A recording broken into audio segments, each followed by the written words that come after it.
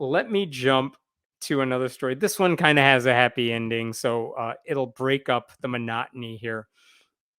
This story goes back to April of this past year. So in spring of this year, there was a sophomore in Minnesota in Chaska High School in Minnesota. His name is Eli Frost, and he launched this petition I'm going to share with you here. Update the high school graduation ceremony venue and support our students. And you can see in the picture there, we got Jefferson erecting the wall of separation between church and state. And basically, what this petition said is that this Eastern Carver County School Board, it held its graduations every year at a place called Grace Church, basically a megachurch in the community. And Eli, who launched this petition, said that doesn't seem to be good. That seems wrong. He pointed out in this petition, Grace Church has a long history. Where did this go here? You could see this right here. Grace Church has a long history of making derogatory public statements against the LGBTQ community. Further, they do not support divorce, even in situations of domestic violence. As a community of students and parents who represent a wide variety of marginalized identities, we must change this venue. I mean, all of that. Fair point. He's making the right point. He also pointed out that a lot of students have to choose whether or not to attend that ceremony in a place that condemns their identity. And if they have to do that, doesn't that violate our own district's anti-discrimination policy? Fair point on the other side. You know what I mean? Like, so Eli over here is right on the principle. He's right on the ethics. And the leader of the church, by the way, didn't deny any of this, because the church's website, which I will also show you here, they actually point out, here you go. This is from the church's website. Marriage covenant should be between a man and a woman. Like, they don't hide their anti-gay, anti-LGBTQ mentality here, which, again, not a surprise to anyone who follows this stuff, but there you go. And he said, Grace Church affirms the teaching of the Bible regarding gender, marriage, and divorce. It does not discriminate against anyone except for gay people who want to get married and trans people who want to, exist. So whatever. He's speaking Christianese, but basically the church said, yeah, the kid's right, whatever.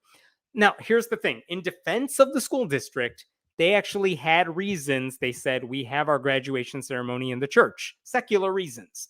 They said the largest venue in the district is one of the high school's football stadiums, and that has a capacity of 2,500 people. Grace Church, on the other hand, seats 7,000. That is more than enough for all the graduates and their friends and their family members, and we don't need to do any ticket reservation system. So they said the venue's just bigger, and that's good for a district of our size. That makes sense. They said the church is indoors. It is air conditioned. There's technology there to live stream the services for people who can't attend. It's a little harder to set that up outside of it. It's closer to both high schools in the district. And the school district also made clear that there's no proselytizing at the church. Like, we rent the space, they said, for $28,000 a year. That includes security. That includes traffic control costs. It's all strictly business. The pastor doesn't speak at the ceremony. There's no prayer at the ceremony. There might be some church paraphernalia in the building, but that stuff we can't really remove. It's not like anyone's handing out pamphlets. So I get where the district is coming from there. Like, no one's accusing them of trying to proselytize to students. The school district's just saying, we use the church because it's convenient. What do you want from us? The spokesperson for the district even said in April, we take great pains to make sure religious symbols are not present as part of the ceremony. Okay, so I get where the school district's coming from. The question, though, is whether the convenience of the church outweighs all the other legitimate concerns that Eli was bringing up, because he argued that it didn't. He said those amenities are not worth it when the venue might alienate some students and families of different faiths who don't agree with the church's teachings. That's a worthwhile trade-off to go somewhere else, he said. And again, if this graduation was taking place at a nearby mosque, I think a lot of parents would really quickly figure out why they don't want to have it at a religious place. I think the district would be like, yeah, we should change venues. But I think because it's at a church, they're all like, come on, this is default. We can all live with this, right? The Star Tribune, the local newspaper, they pointed out other large districts in the state don't have this problem because they just rent out larger venues like basketball arenas, college basketball arenas, places like that. So it could be done. The district just had to figure out if a neutral venue that had some inconveniences was worth the slightly longer drive, the slightly higher cost.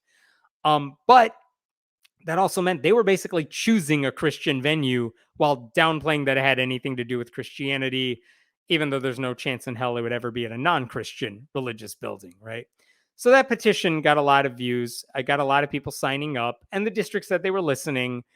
And what's amazing now is that this week, after all of this, check out actually, let me back up.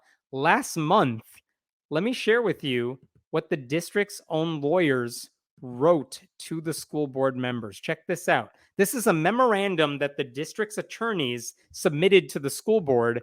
And they're basically saying, at your request, we have researched the legal issues and liability risks relating to having graduation at Grace Church. And I won't read you the whole thing, it's a few pages long. But basically, the district said, we face a substantial risk of litigation if we keep holding our graduation ceremonies in that church. They said to the extent that any viewpoints espoused by Grace Church leaders fall within the reach of our anti-discrimination policy, people who claim they're violating our district's policies could sue us in the future. And by the way, I should say a lot of the things in this letter, they're echoing warnings that were made by the Freedom from Religion Foundation and Americans United for Separation of Church and State. Those groups sent letters to the district saying, we're not suing you, but we are telling you you might get sued because there's a lot of problems here. And if a student wanted to, we're just saying it might happen. And now the district's own lawyers are like, yeah, we read what they said and they totally have a point. And hey, board, you should really rethink this. Um, and by the way, Freedom from Religion Foundation also warned the district in June that this issue is not going to go away even if a student like Eli Frost graduated, because if the district continued to hold services at the church, their graduation ceremonies, any parent or student who felt their rights were violated could still pursue legal claims even after they graduated. And so with that, this week, there was some news. If you could check this out here, let me share this with you. This is the news this week. The school district has chosen the Target Center for graduations after complaints over the church venue. The school board changed its mind. They voted to move out of Grace Church. They were on 1-year-long contracts with the church. They said, you know what, this spring, we're not going to sign the contract with them. And they're going to hold it at the Target Center in Minneapolis instead. I can't remember which sporting facility the Target Center is, but it's a big arena. They're going to hold it there. Here's what you got to know, though. The price will go from $28,000 to $62,000, $62,200. That's about $55,000 to rent the space, another $7,000 to rent like shuttle buses to shuttle families back and forth between the district and the venue. So you might be wondering, like, well, they're paying like 2 to 3 times as much for this new venue.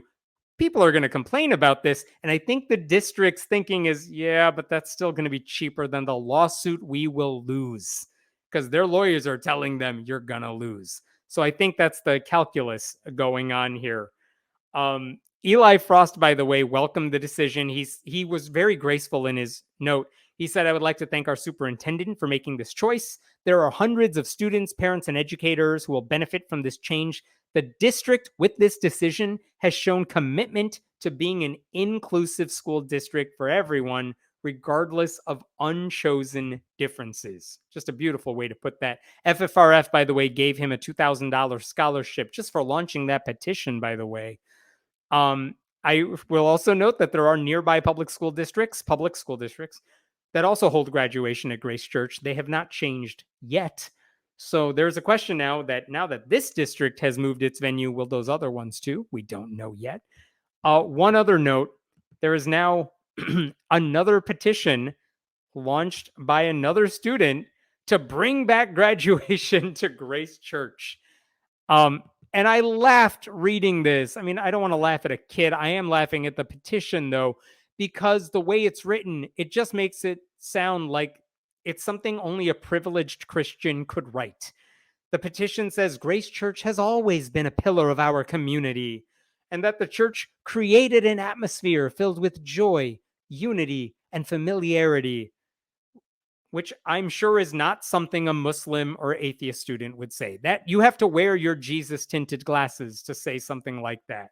Just because something is tradition, it doesn't mean you have to keep following it if it's a bad tradition. You know what I mean? This petition also notes crime statistics. Like, well, if we go to the big bad city, all of our cars will get carjacked.